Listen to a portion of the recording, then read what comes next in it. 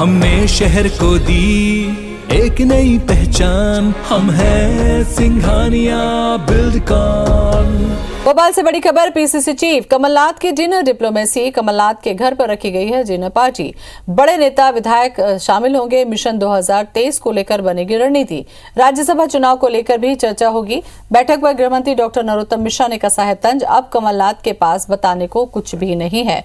High command से जो सीख कर आए वही बताएंगे। एमपी में कांग्रेस के साथ पीके के आने पर अटकलें पर बोले कि पीके आया तो इस बार कांग्रेस को लिटा कर जाएगा।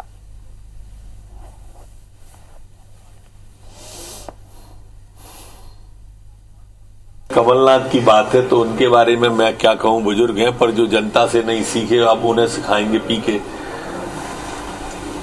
कमलनाथ, दिग्विजय सिंह सभी मीटिंग में शामिल उसको उसीलिए तो आज बैठक बुलाई है। उनसे जो सीख के आए हैं वो बताएंगे, बाकी तो बताने को अब कुछ बता नहीं है। जब मुख्यमंत्री थे तो कांग्रेस के नेताओं को बुला के बातचीत कर लेते तो आज ये स्थिति नहीं बनती। उस समय तो वो चलो चलो कहते थे, आज कह रहे हैं आओ आओ। तो अब तो रेलगाड़ी निकल गई, अब कांग्रेस की कहीं स्थिति नहीं बची।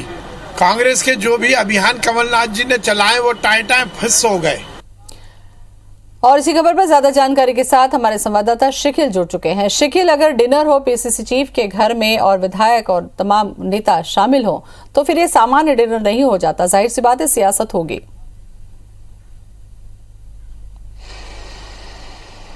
देखिए, मध्य प्रदेश में गर्मी के तापमान के साथ सियासी तापमान भी लगातार चढ़ता जा रहा है।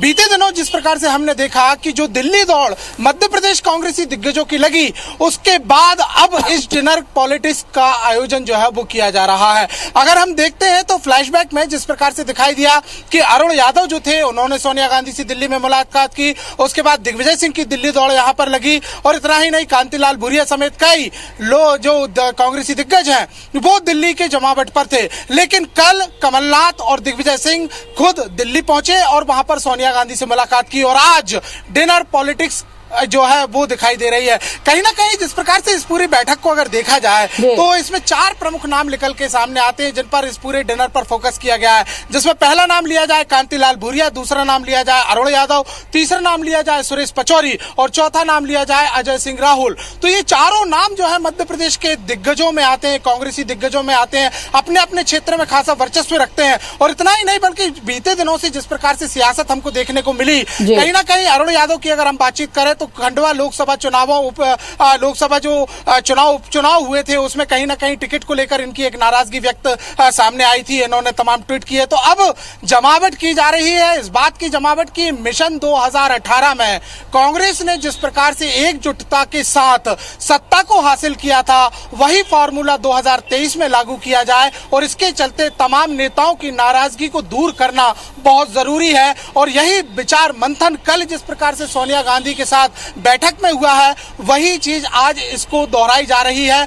जितने भी दिग्गज नेता हैं उनको कहीं ना कहीं एकजुट किया जा रहा है, और इस डिनर के माध्यम से कहीं ना कहीं इस बात पर विचार मंथन किया जाएगा कि 2018 के जो हमारे फॉर्मूला थे वही 2023 में कैसे लागू हो, किस प्रकार की रणनीति हो। और सबसे बड़ी बात यह है कि जिस प्रकार से जो अलग अलग नेताओं की कांग्रेस में मध्य प्रदेश की राजनीति में नाराजगी दिखाई दे रही थी, उन्हें आखिर कैसे दूर किया जाए। तो इसे कहा जा सकता है कि ये एक रात्रि भोज है, और ऐसा सहभोज है जिसमें सबका सहयोग कमलनाथ को मिल सके, मध्य प्रदेश की जो कांग्रेस विंग हो उसको मिल सके और नाराजगी दूर हो सके।